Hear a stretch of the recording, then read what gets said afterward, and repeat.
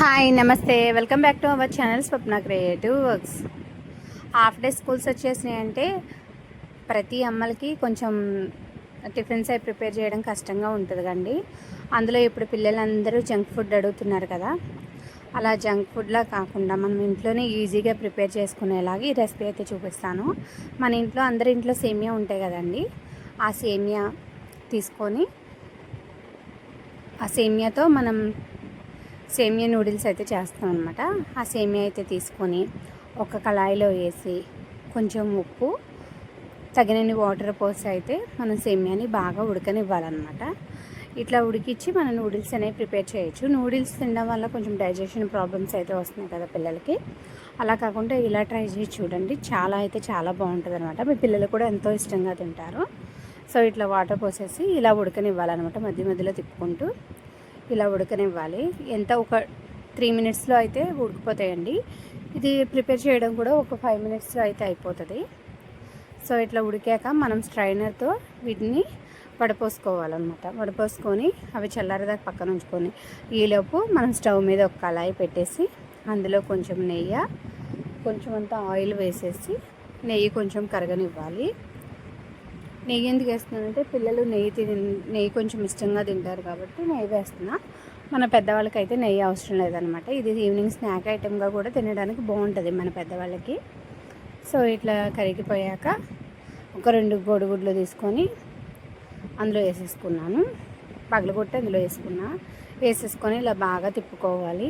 తిప్పుకోకుండా ఉంటే ఏంటంటే పెద్ద పెద్ద ముక్కలు అయితే అవుతాయి. అలా అయితే పిల్లలు తినడం కష్టంగా ఉంటుంది కాబట్టి కొంచెం స్పీడ్గా తిప్పుకుంటే ఏంటంటే చిన్న చిన్న ముక్కలు అయితే అవుతాయి అన్నమాట. కొంచెం స్పీడ్గా అయితే వీటిని తిప్పేసుకోవాలి. ఇలా తిప్పేసేసుకొని ఇందులో మనం కొంచెం అల్లం పేస్ట్ అయితే వేసుకోవాలి. ఇట్లా అల్లం పేస్ట్ వేయడం వల్ల ఏంటంటే గుడ్డులో ఉన్న స్మెల్ అనేది పోతుంది అనమాట. అందుకే నేను కొంచెం అయితే తీసుకున్నాను. ఎలా చెప్పాలంటే కొంచెం ఒక చిటికెడు అయితే అల్లం పేస్ట్ అయితే తీసుకొని అందులో వేసేసి 1 నిమిషం వేయించాక మనం ఆల్రెడీ చల్లార్చి పెట్టుకున్నాం కదా, చల్లార్చి పెట్టుకున్న సేమియా కూడా ఇందులో వేసేసుకొని మొత్తం అంతా కలిసేలా కలుపుకోవాలి. ఇలా బాగా మొత్తం అంతా కలిసేంత వరకు కలిపేసేసుకోవాలి. ఇది మాత్రం కొంచెం గ్యాస్ అనేది మీడియం ఫ్లేమ్లో పెట్టే చేయండి. హై ఫ్లేమ్ పెడితే ఏంటంటే మాడిపోతుంది. ఇప్పుడు ఆల్రెడీ మనం ఇది ఉడికించేటప్పుడు సాల్ట్ వేసాం. ఇప్పుడు కొంచెం సాల్ట్ అనేది చూసి వేసుకోవాలి. మీ స్పైసీకి తగ్గట్టు కారం నేనైతే 1/2 టీ స్పూనే వేస్తున్నాను. ఎందుకంటే పిల్లలు ఎక్కువ స్పైసీ ఉంటే తినడానికి ఇష్టపడరు కాబట్టి నేనైతే 1/2 టీ స్పూనే వేస్తున్నాను. ఇలా అయితే వేసేసి ఇందులో కొంచెం చికెన్ మసాలా కూడా వేసేసి ఒకసారి బాగా కలిపేసేసుకోవాలి.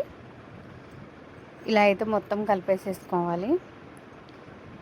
ఇలా కలిపేసుకున్నాక ఇందులో మనం కొంచెం కొత్తిమీర అయితే యాడ్ చేసుకోవాలి. మనం పిల్లలు తింటారనుకుంటే కొంచెం కరివేపాకు తరిగేసి కూడా వేసుకోవచ్చు. నేనైతే వేయలేదు, ఓన్లీ కొత్తిమీర వేసాను. వేసేసి 1 నిమిషం కలిపేసేసుకున్నాక సేమియా నూడిల్స్ అయితే రెడీ అయిపోయింది. ఇప్పుడైతే మనం స్టవ్ అనేది ఆఫ్ చేసేసుకుందాం. ఈ ప్రాసెస్ అనేది చాలా ఈజీగా అయితే అయిపోతుందండి.